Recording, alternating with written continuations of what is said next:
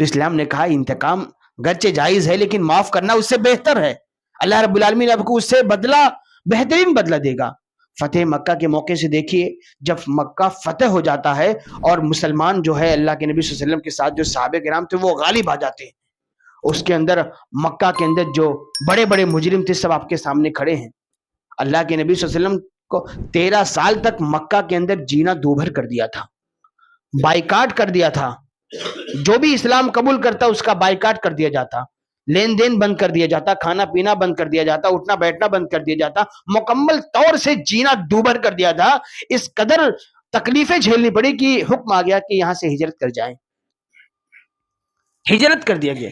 اور ہجرت یہ بہت تکلیف دہ چیز ہے کہ ایک انسان اپنے آبائی وطن میں رہ رہا، اپنے گھر میں رہ رہا ہے، اپنے پڑوسی کے ساتھ رہ رہا ہے اور آپ کو سب کچھ چھوڑنا پڑے ہمیشہ کے لیے. بہت بڑی قربانی ہے. خود اللہ کے نبی صلی اللہ علیہ وسلم جب مکہ چھوڑ رہے تھے، اللہ کے نبی صلی اللہ علیہ وسلم کے آنکھوں میں آنسو تھے. اپنا گھر بار چھوڑ رہے ہیں، محلہ چھوڑ رہے ہیں، خانہ کعبہ اللہ کے گھر کو چھوڑ کر جا رہے ہیں. اللہ کے نبی کی آنکھوں میں آنسو جاری تھے. لیکن جب 10 سال بعد جب غالب آ جاتے ہیں، 8 سال بعد، تو سارے مجرمین سب بستہ کھڑے ہیں. صحابہ کرام پورا ایکسائٹمنٹ میں ہیں. ایک صحابی کی زبان سے نکل جاتا ہے الیوم یوم المذہبہ، آج تو بدلہ لینے کا دن ہے، چن چن کر بدلہ لیا جائے گا. اس وقت ہم کمزور تھے، تھوڑے تھے، ہماری فوج کم تھی، ہم کمزور تھے. آج تو بدلہ لیا جائے گا. ابو سفیان سے بھی بدلہ لیا جائے گا اور ان سے فلا فلا لوگوں سے بدلہ لیا جائے گا. اور بدلہ اللہ کے نبی صلی اللہ علیہ وسلم کی بات پہنچی. اللہ کے نبی صلی اللہ علیہ وسلم نے فوراً وہیں پر نکیر کی کہ نہیں، الیوم یوم المذہبہ، آج قتل و خوریزی کا دن نہیں ہے، بدلے کا دن نہیں ہے، بلکہ اللہ کے نبی صلی اللہ علیہ وسلم نے تعلیم دی الیوم یوم المرحمہ، آج تو رحمت کا دن ہے، آج تو معافی کا دن ہے. آج تمہارے پاس یہ موقع آیا ہے کہ ان مجرموں کو چھوڑ دو.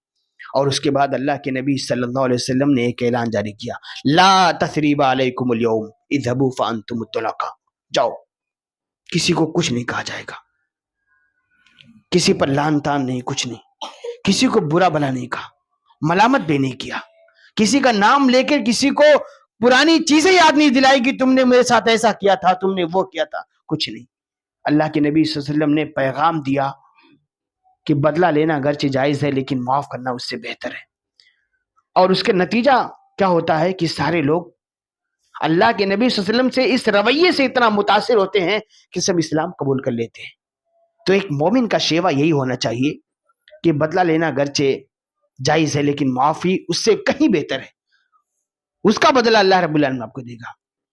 ہم راستوں پہ چلتے ہیں، ذرا ذرا سی باتوں پر بھڑ جاتے ہیں، رکشے والے سے، بائک والوں سے، کار والوں سے ذرا بھی آگے پیچھے ہوا، کوئی ٹچ ہو گیا، ذرا ذرا سی باتوں پر انتقام. میں کسی سے چھوٹا نہیں ہوں، یہ کر دوں گا وہ کر دوں گا. یہ ایک مومن کا شیوا نہیں ہونا چاہیے.